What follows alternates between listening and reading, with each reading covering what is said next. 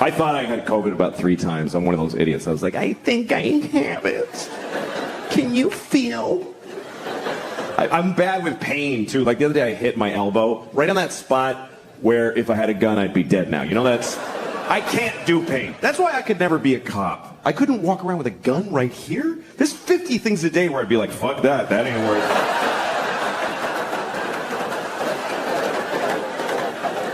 That's my main problem, by the way, with the whole defund the police idea. What about people that want to commit suicide by cop? What about them? Anyway, we'll put a pin in that, but... We had a lot of protests in New York, and now we have protesters that just live here. They're not at a protest, they're just here. I saw a protester in Washington Square Park. She had green hair and dirty legs. And she's holding a little piece of cardboard, and it's with a Sharpie. It said, "Abolish billionaires." And she's standing there. And I thought, I don't think it's going to do it. It doesn't feel like that's going to result. And Jeff Bezos going, what's happening to me? Sadly, it's going to be okay for him. I thought it was good how young people got out there and they expressed themselves. They went out there to solve a lot of problems. Not all the problems, but some of them. They went out there to stop discrimination. Not all discrimination. Just some of it, which is a weird form of discrimination. But there are groups that are discriminated against who don't have any protesters or any people working for them. And we all discriminate against these people, like ugly people. Everybody discriminates against ugly people. They do, and it's awful. I mean, I'd rather be discriminated against for my race than for being ugly. Because you might not lose a job or a promotion, but nobody kisses you on the lips like your whole fucking life. Like, try that. This is what we say to ugly people. We don't like your face. We just don't like it. So no one's gonna fall in love with you, and it's unanimous. Sorry. And we just expect ugly people to be like, oh, no, I understand. I mean, sure. My head shape is no good for you, so I'll go without the things that matter in life. All the little intricate parts. Like I was in an email fight recently. You ever been in an email fight? Some of you are in an email fight right now. You know, an email fight, not a text fight. A text fight is like, fuck you, fuck you, dick, asshole, That's a text fight. An email fight is like, in June when I told you that I had this issue, I was very disappointed in the way you didn't listen. You know those emails you just work on it all night? Like it's the closing argument to a murder case. It's so important, your fucking email. You're pounding it out like Beethoven and you're pouring water in your head and going deaf and still working on it. And then you send it to somebody. Can you read this and tell me if it's fair what I wrote? Start at the bottom. And they write back, I made a few changes. Oh, thank you. That really captures my voice. And yet... And then you send it to somebody else. And they're like, I would take out eat shit fuckface because it clouds your better points. And you're like, nah, fuck you. I'm going to keep it. And then finally you send it. And you're like, And then you feel really good. I finally said it. Finally. And you have this fantasy that they're at home reading it right now going, I'm wrong about all of the things.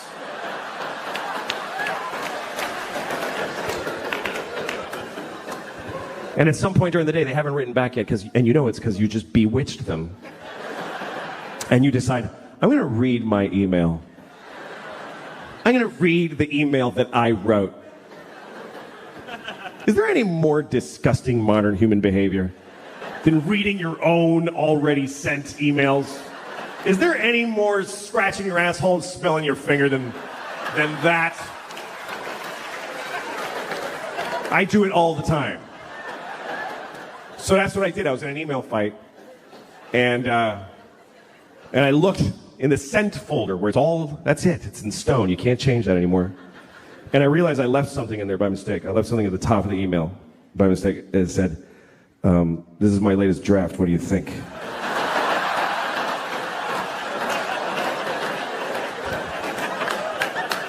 So now the rest of it is just shit. It's shit now. Because she knows I have a writing staff and a focus group. There should be credits at the end of this fucking email. Approved by mother and sister. A friend of mine sent me a porn the other day. Folks can just send you pornography now. It was a porn, it was two old men. Like really old guys. Really old. And they were sucking each other's cocks. Like really sucking each other's cocks. They were so old. I was surprised they were doing anything. But there they were. One of them's like sitting on the edge of a bed and his socks have fallen, you know. And the other guy's on his knees on a pillow and he's just fucking blowing the guy. Then they switched places. I watched long enough to see them switch places. And when the second guy was done, I called my friend and said, "Why'd you send me this?" He said, "Because it's amazing." And it really was, you know? It really was. I've watched it a few times. Because it doesn't turn me on, it's inspiring. Because you're like, go fellas. Because you worry about old guys. You know, you see an old man walking by himself with just a grapefruit in a plastic bag, you know? And you're like, oh shit, that's horrible. Maybe he's going to suck another guy's cock. Life might be better than you think.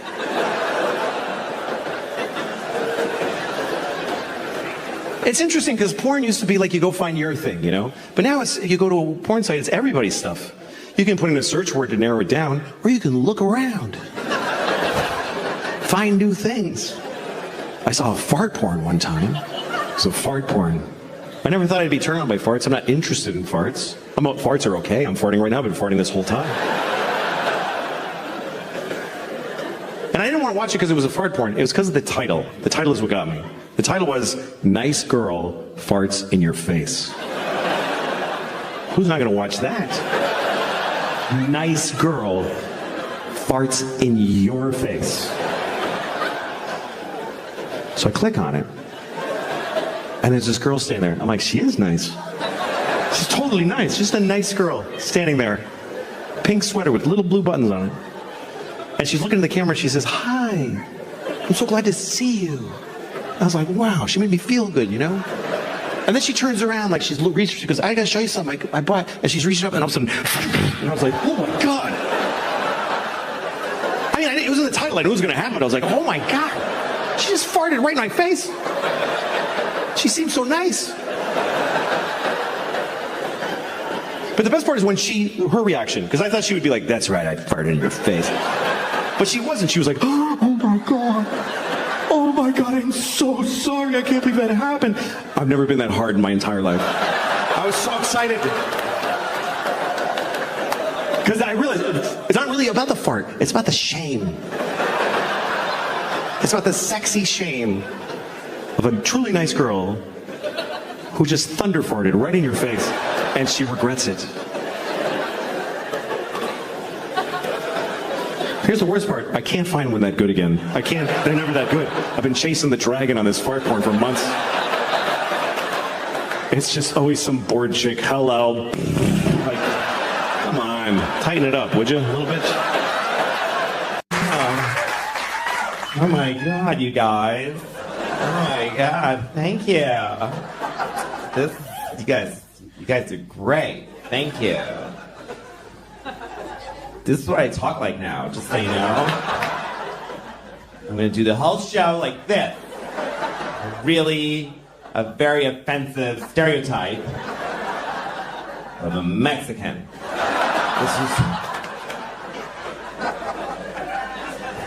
This is a Mexican at the border. Just let me in! Jesus! You guys are dicks in there anyway! Fuck you, America! Is that too high up, do you think? So I always like to stand just a little bit wrong, you know? Just for my own entertainment instead of standing like this. Just put it a little bit up here. Just so people are like, I don't know why that bothers me. Especially if I'm somewhere I don't like being, like CVS. You know, I hate CVS. But sometimes you gotta go in there. That should be their slogan. CVS. CVS, sometimes you gotta come in here. Or else you gotta get your wart Band-Aids. And that's stuff for your dry vagina. Dry vagina. I used to think it was called a vagina. I did because I grew up in Boston. And I don't know if you are familiar with what people call it the Boston accent. It's not an accent. It's a whole city of people saying most words wrong. It's just stupidity in a massive region. Because my teachers, they teach you to talk like that. I had a teacher named Miss Doherty, but she thought her name was Mrs. Doherty. She mispronounced her own name. Miss Doherty. I was so scared of hell when I was a kid. I remember when I found out that gay people go to hell, according to the church, and I got scared. Because I'm not gay, but what if God thinks I'm gay? What if I come off a little queer to the Lord? What if he happens to glance at me when I hit my toe and I'm like, ow? He's like, oh, I know where you're going, you faggot. I mean, that's their thing. I don't believe that. God doesn't hate you because you're gay. God made you gay because he hates you. No. I'm just kidding. I'm kidding. There's no God. But you know who I feel sorry for? What I really feel sorry for is a gay man's sperm. Just think about that. That's a tough destiny.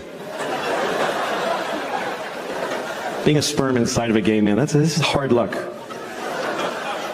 Because if you're gay, that's great. But your sperm is not gay. Your sperm is just excited, like, we're next, fellas, here we go.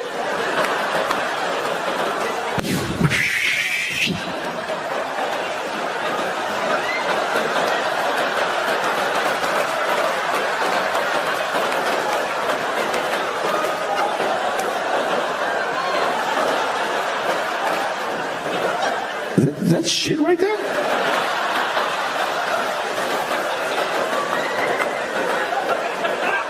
Who's shitting this chick's pussy?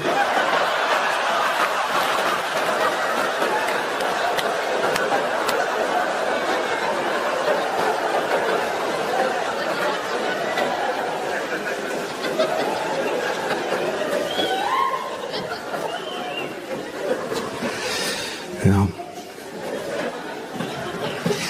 I was thinking about my life today. I was thinking about like when I grew up, and I was raised in an orphanage about a block from my parents' house. And it's a joke. My father is Mexican, and my yes, 6 of you here. My father's Mexican. My mother is dead, so I'm half dead on my mom's side. Do you guys think there's a God? How many of you, by applause, believe there's a God? How many people? All right, it's about 30 out of 1,400. That's nice. That's nice. That shit's over. It's just fucking over. You go to a church, it's like going to a roller skating rink on a Wednesday. It's like, this used to be something. What happened? I don't know. I don't think there's a God. And that's not a conviction. I just don't suppose. I just reckon there ain't. I reckon there ain't no Lord.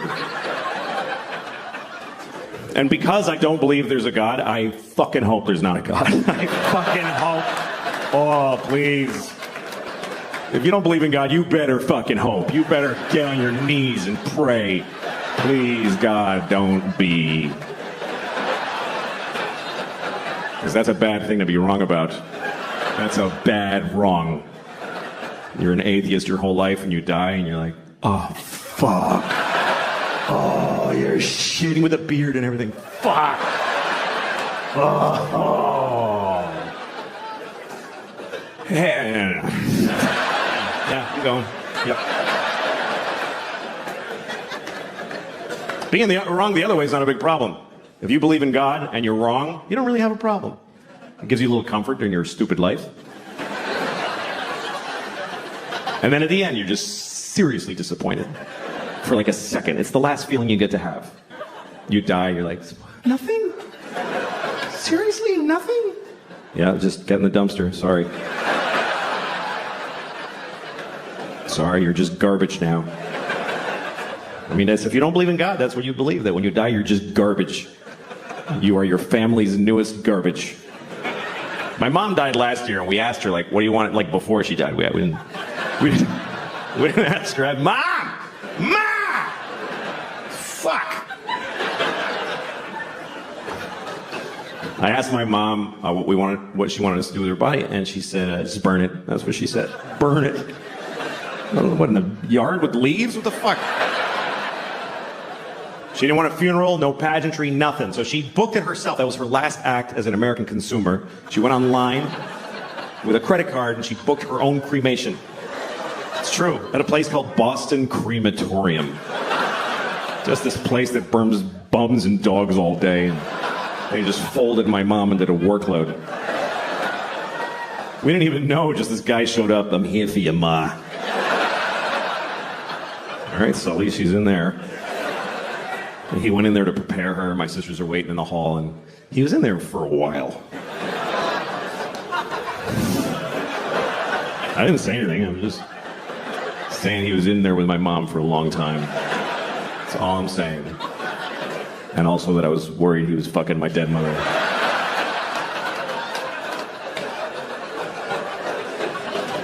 Anyway, then he brought her out in a kind of a nice bag, and he put her in a van. Just of his van. It was like a 98 Ford Windstar with a bottle of red Gatorade rolling around in the back. It's the last time I saw my mom. It's what she wanted. She didn't believe in this God shit. She just didn't. I was talking to my friend the other day about Jesus, Christ. And I don't remember why, but I happened to mention that Jesus was Jewish. And my friend said, he was? And I said, yeah, Jesus was Jewish. And he said, I don't think so. And I said, that's okay. It already all happened. Doesn't matter what you think. But he argued with me. He was like, dude, Jesus couldn't be Jewish. Think about it. I'm like, you fucking think about it, you idiot. What was he then? Was he Presbyterian? What was he? Catholic? Okay, Jesus was Catholic. And he had a gold chain with a cross. And when they nailed him up, he was like, oh, that's why we have those. That finally makes sense. I didn't even know. Oh, fuck, that's me. I'm the little guy on it.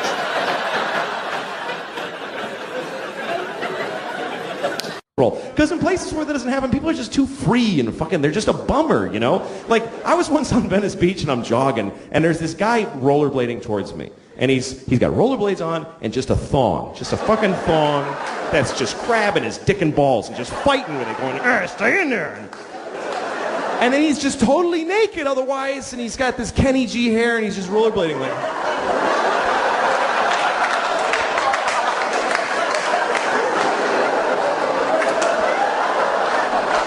I'm free. And I actually had to stop jogging because I needed my whole body to fucking hate this guy with. I had to just stand there and go, oh, you motherfucker. Now I have to know you exist, you piece of shit. Fucking go skate into an AIDS tree, you motherfucker. All right, now. I don't know. I've started to kind of hate people, and it's not because I have anything against them. It's just I enjoy it. It's just recreation. Like, you know when you're at the bank and you got nothing to do while you're waiting in line, so you just pick people to hate while you're waiting. You just look at someone and form an opinion with no information.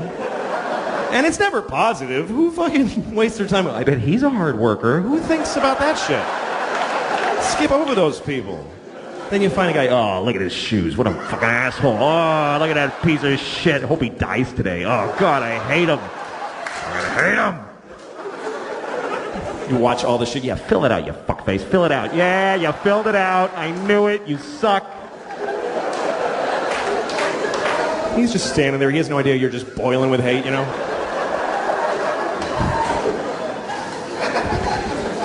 I feel people hating me sometimes, you know? Like, I was at the post office and I'm at the line, you know, it's one of those things where there's a long line and one window open. So everyone's just like, everyone's mad. But when you're in the line, you're in the hate group. You get to be part of the group and you're all looking at each other going, like a silent movie of impatient people, you know?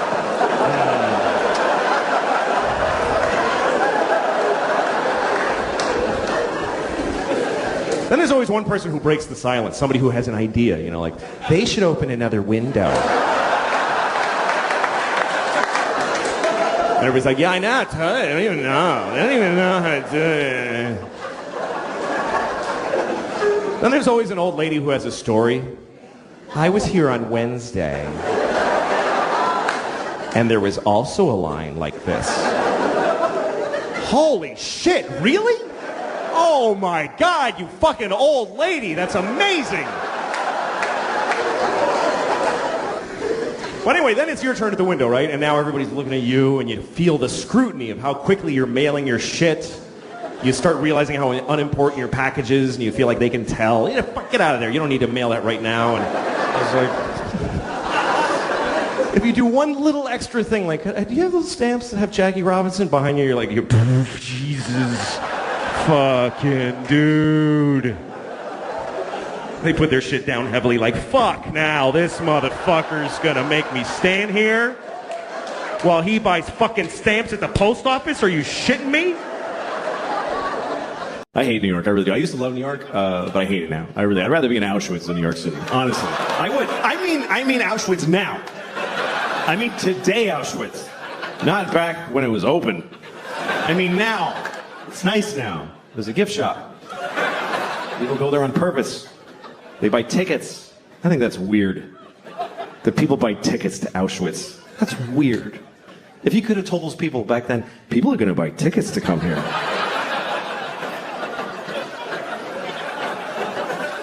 Yeah, wrap your head around that. Jew. That's... All right, I'm sorry. I'm sorry. Never again. I promise. That's what we say about the Holocaust, never again, because they killed 6 million Jews. If they only killed like 10,000, would it be like, okay, 2 more times? And then taper off, because it's a little much. I'll tell you, I went to Auschwitz. Here's a true story. I actually did go to Auschwitz because I was doing shows in Poland, because I had to go to Poland to do shows. So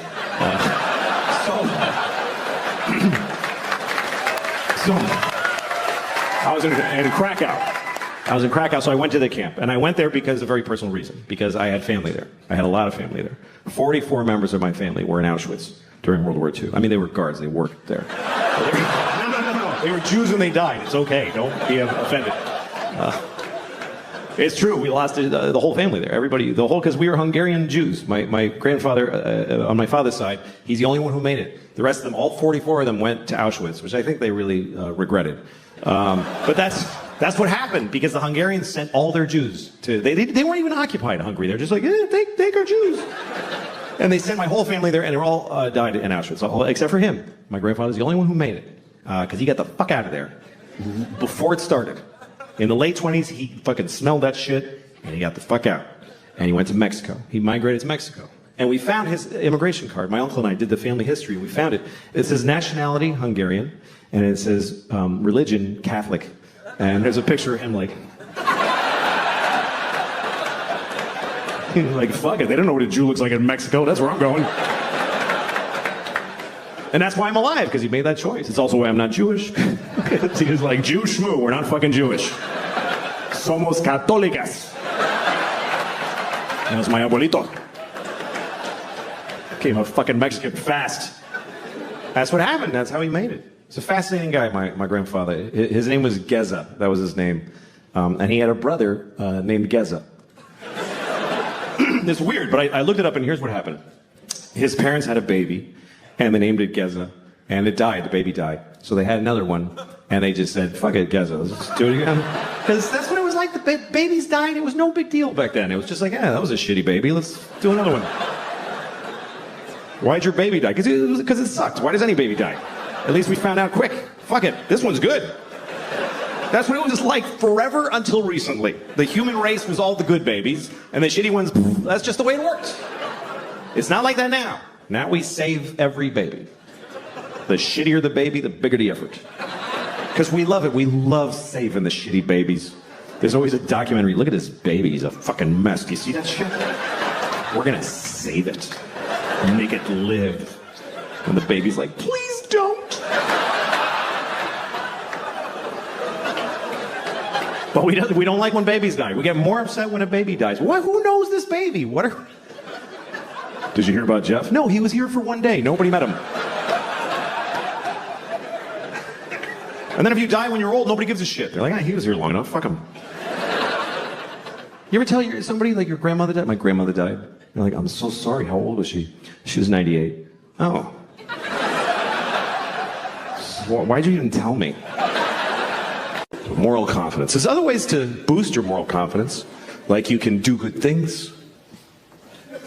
Or not. You can help people all the time. You can help homeless people. There's a lot of homeless people here.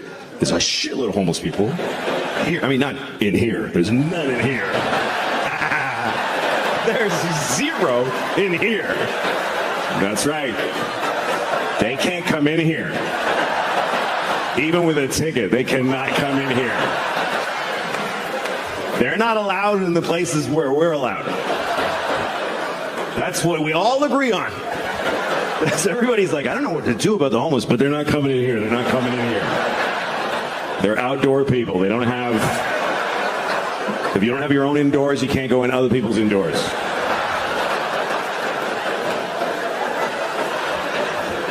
They can't go where we go. There's places where you'll never see a homeless person. Like the airport. There's no homeless people at the airport. You go to the bus station, they're on the bus beside you. But at the airport, they can't even get to it. They can't even get to it. You ever seen a homeless person at the airport? You ever been at your gate and some guy's like, hey man, I'm trying to get to Tokyo, can you help me out? Just give me an aisle seat, brother. And they're all over the country, everywhere now. I've been on tour, I've seen them everywhere. I was in Phoenix, and it was during the summer, 120 degrees. And homeless people are just standing at the intersection with a sign, and they're just cooking. You can't even tell what race he was before it burnt off. And he's holding a sign that says, help, I'm on fire. But you're like, you're in a white BMW, like, I was right there. Sorry. There's glass here. I can't help because of the glass.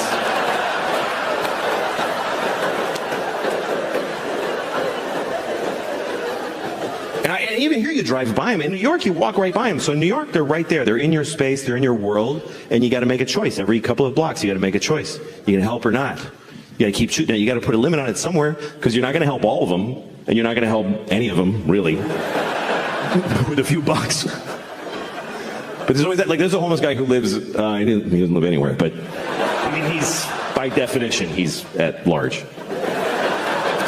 But he's often seen.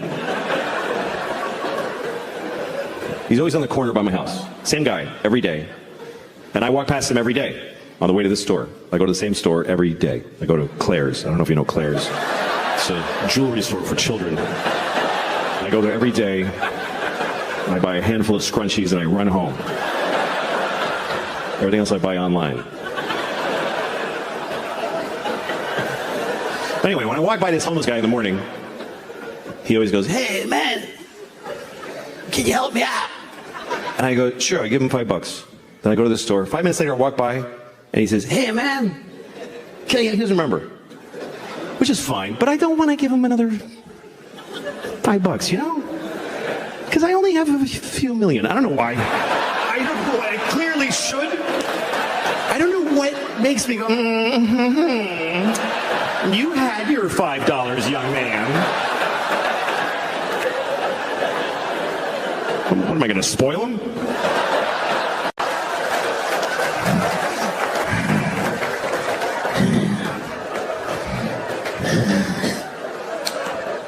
Each day's a gift.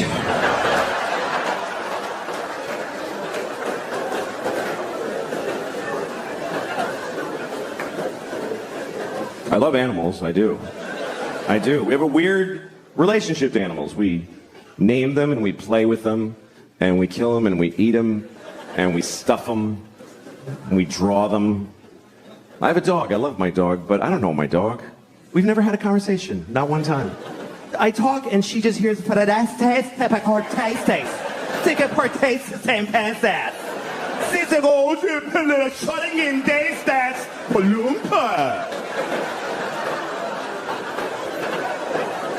She looks at me and I'm like, yes. She's like, what? You don't know what the fuck I'm thinking. Fuck you. I don't know this bitch. I have no idea what she's thinking. I really wish I did. I wish I knew what she was thinking. It's my biggest wish maybe in life is that I knew, because I know she has thoughts.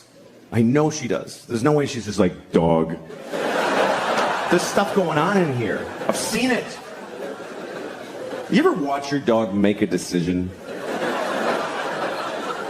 You ever watch your dog just walk in the room and look around like,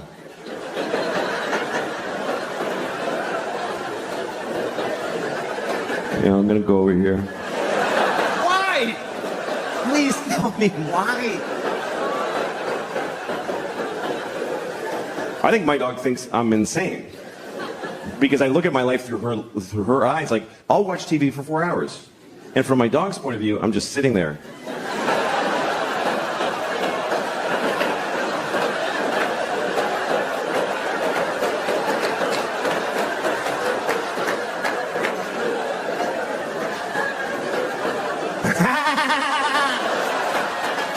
Why the fuck is he laughing? What happened? My dog is my life now because my kids are grown up. My kids are in college and they're all, you know, I'm an empty nester. That's what you call it when your kids are gone, because they grew up, not if they're dead. Please welcome Louis C.K. Hey. How are you? I'm all right. How are you? I'm good. I'm good. Good. Yeah. It's always weird starting to talk, isn't it? It is. Yeah. It is. Yeah. I mean, you have to do this all day. You have to talk to people and make conversations and stuff. That's right. I couldn't do that, I don't think. No?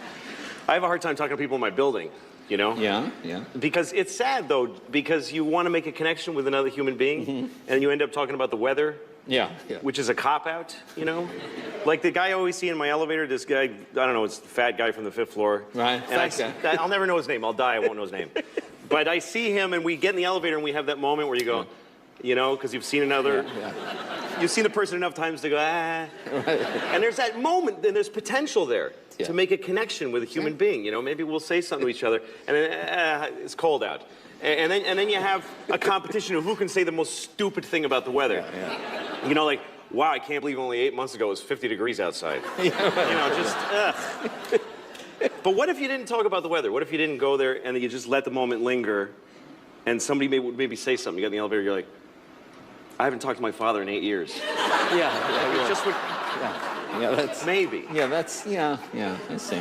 Well, how's the tour going? No, it's going. It seems to be going great. Yeah. I'm all over the road, and I like it. I mean, I don't care about being on the road. I don't care where I am. Right. I don't care. I've been traveling for a living for 25 years, so I don't care. I mean, do you ever feel like, wow, I'm in Miami, or you don't care, Because right? you're never in Miami. You go, you walk through the back door, you say hi to the busboy, the guy shines a light in your eye, you do your act, and you get out of town. Right, exactly. That's it. So the hotel and the theater, I don't care. And some places they want you to care. Like I go to Chicago, and they're always like, oh, you got. I go, no, I don't. Yeah. No, I don't gotta do the thing. No, but you totally no. I'm not gonna do that either. I don't care. I do it for. I don't do it for the money either, really. Right. Although I love money. You love the money. I love it. For fancy clothes? Is that what it is? Yeah. Or is it? That's right. I spend the money. I don't save it. Yeah. I don't believe in saving money. I think it's arrogant. It's arrogant to save money. Yeah. Because you could die. Yeah. And it's like holding in a breath, like breathing. I'm not letting it out. I worked hard for this, you know. Right. I don't, and it's not a good attitude because I have children.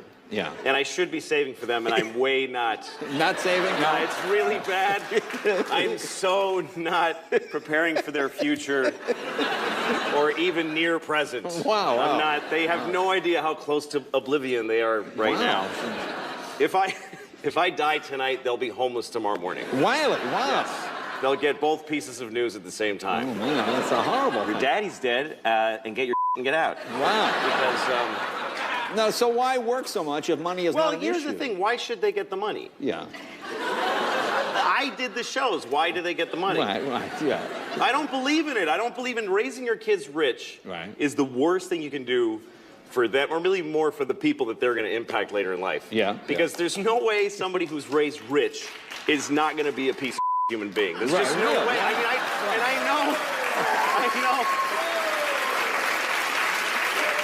I know that's a wrong, bigoted thought. Right. But I keep it. Yeah.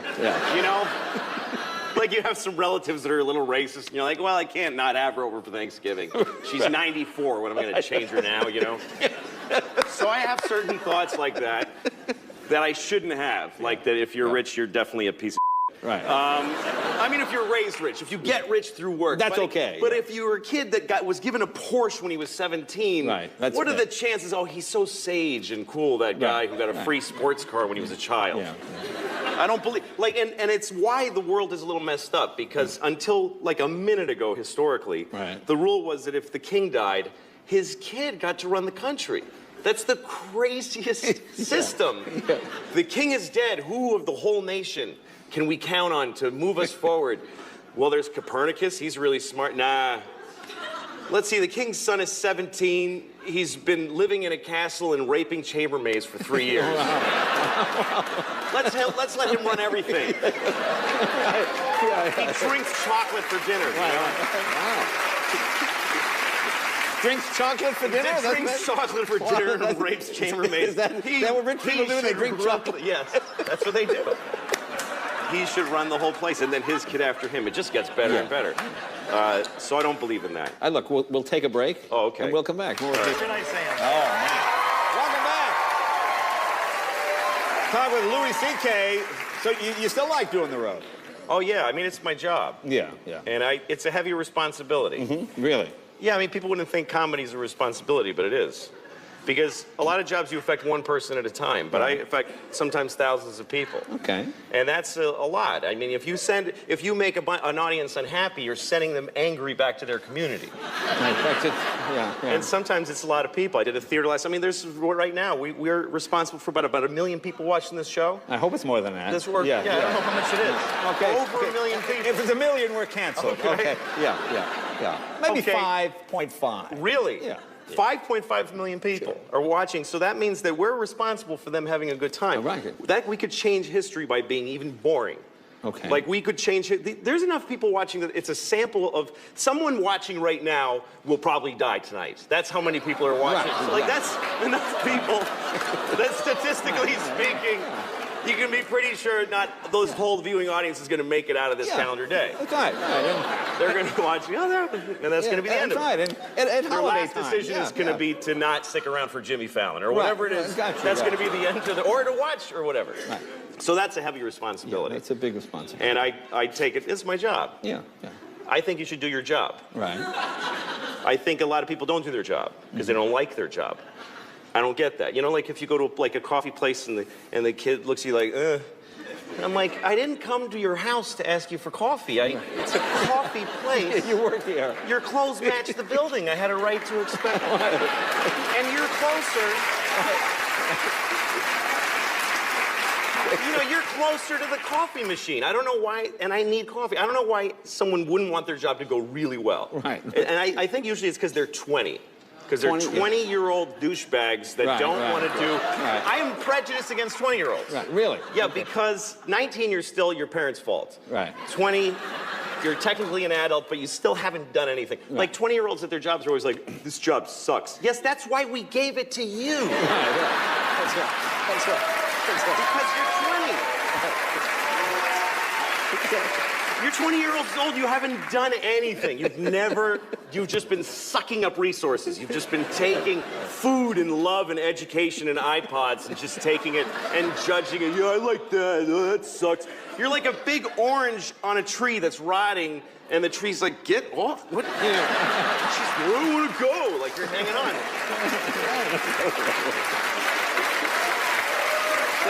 No, if you're 20, Yeah. you definitely have never done a thing for anybody. Right. Yes, you went to Guatemala on a school trip and they told you helped, but you totally did not help. You were a way bigger pain in the ass. You got your picture on Facebook with a shovel and they got screwed. They hate you now. Well, how are your children doing? Are they all right? How are they? My kids are good. Yeah, yeah. I mean, they can't, on paper, they're great. They're two little white girls in America. Right. I mean, what? Yeah. Sometimes I look at it that way. I look at them, I'm like, you can't say anything. Yeah. You're doing awesome. Right. Just boilerplate, great lives. I gave my daughter medicine the other day, and it was bubblegum flavored, so that she'll take it. Bubblegum flavored medicine? Yeah, you get me like Tylenol, it's bubblegum flavored. Oh, it's not methadone or anything. It's No, it's bubblegum flavored. I give her, she's got a fever, Tylenol, bubblegum flavor, and she goes, ew. I'm like, you, ew. You can't say ew. I'm sorry.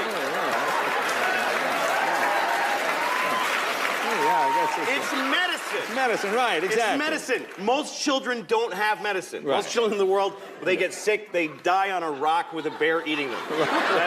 That's how they handle it. Right. And, oh, he's got a sniffle, ring the bear bell and put him outside, whatever they do. You're a little white girl in America. You wear clothes made by children your age professionally. You don't get to say ew about your bubblegum medicine. I never heard of bubblegum medicine. Well, you got the holidays coming up. Are you doing any plans? No, you seem like a very holiday guy. I just want to say I'm not trying to say that if you're white, you can't complain. Right. I'm just saying that if you're black, you get to complain more. Right. Because you can't. There you go. Don't tell the band that. Yeah. Because you can't, that's right. You can't take people's, like, historical context away from them. And Right. everybody wants this to. Like, white people are always like, come on, it wasn't us. Like, they want black people to forget everything. Like, every year, white people add 100 years to how long ago slavery was. I've heard educated white people say slavery was 400 years ago. No, it very wasn't. It was 140 years ago. That's two 70-year-old ladies living and dying back to back. That's how recently you could buy a guy. That's right. And it's not like slavery ended and then everything has been amazing. Like it just... I'm glad that's over. Oh yeah, it just ended like a clean where you don't have to wipe. Just boom, and then it's just been